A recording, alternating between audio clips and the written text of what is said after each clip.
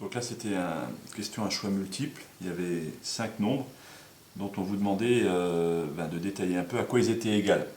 L'ordre dans lequel je vais les corriger n'est pas forcément celui de votre copie, puisqu'il y avait deux sujets, un sujet A, un sujet B, et les questions étaient mélangées et les réponses aussi. Mais en tout cas, c'est les mêmes nombres avec lesquels il fallait travailler. Le premier, c'est donc la racine carrée du cube de moins 2. Pour se poser la question de savoir si ce nombre existe ou pas, on va d'abord regarder ce qui se passe à l'intérieur de la racine carrée. On va calculer le cube de moins 2. Un nombre cube, c'est un nombre multiplié 3 fois de suite par lui-même, donc moins 2 fois moins 2 fois moins 2. Et on obtient moins 8. Donc ce nombre-là est exactement égal à la racine carrée de moins 8. Et donc, comme moins 8 est négatif, ce nombre-là, en fait, n'existe pas.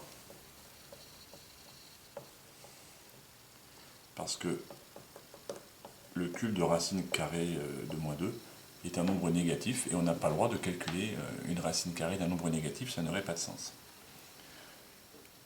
Il n'y a aucun nombre positif dont le carré vaut moins 8, ça n'existe pas.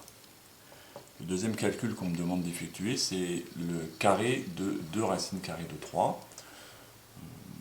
Il y a deux façons de le faire.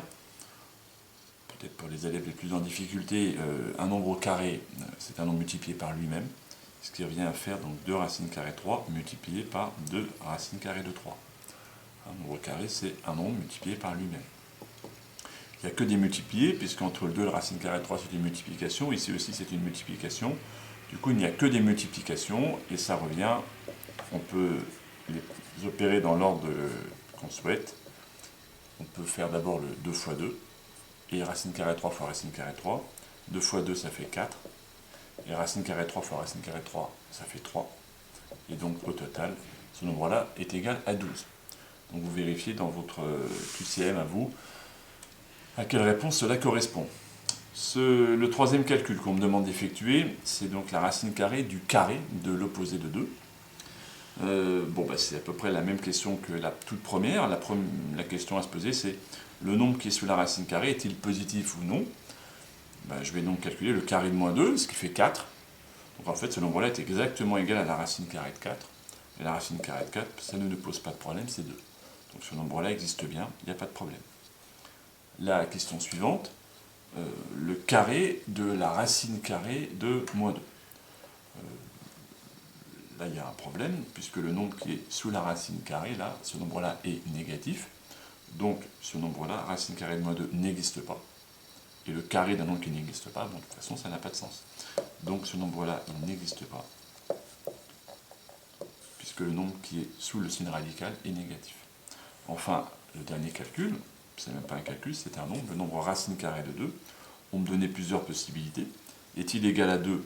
Pas du tout, ce sont deux nombres différents. La racine carrée de 2, c'est le nombre positif dont le carré vaut 2. Le carré de 2, ça ne vaut pas 2, donc c'est certainement pas 2. Est-ce que c'est égal à 1,4142? Il suffit de mettre ça au carré. Ce nombre-là au carré est-il égal à 2? Pas du tout. Il n'est pas très loin de 2, c'est une valeur approchée, mais il n'est pas égal. On me propose une autre valeur, je ne vais pas l'écrire entièrement, avec 8 ou 9 décimales, 41, 42, etc., 13, 56, 237. Ce nombre-là est une excellente valeur approchée de racine carrée de 2, c'est incontestable, et je pense qu'à votre machine, si vous tapez le carré de ce nombre-là, la machine, à un moment donné, n'aura pas suffisamment de précision et vous donnera 2, sauf que ce sera une valeur approchée. Si vraiment vous n'aviez que ça à faire, vous pourriez vous amuser à calculer ce nombre-là au carré, le 1,41, 42, etc., 135, 62, 37. Ce nombre-là, calculez-le au carré. Et après une demi-heure de calcul, parce qu'il faudrait le faire entièrement à la main, vous verrez que c'est égal sans doute à 1,999999999, mais certainement pas égal à 2. Donc c'est faux, ce n'est pas égal à 2. La seule façon d'écrire le nombre racine carrée de 2, c'est malheureusement de le mettre sous cette forme-là. Ce nombre-là est un irrationnel. Il n'y a pas d'autre écriture que cette forme-là. Ce n'est pas un décimal.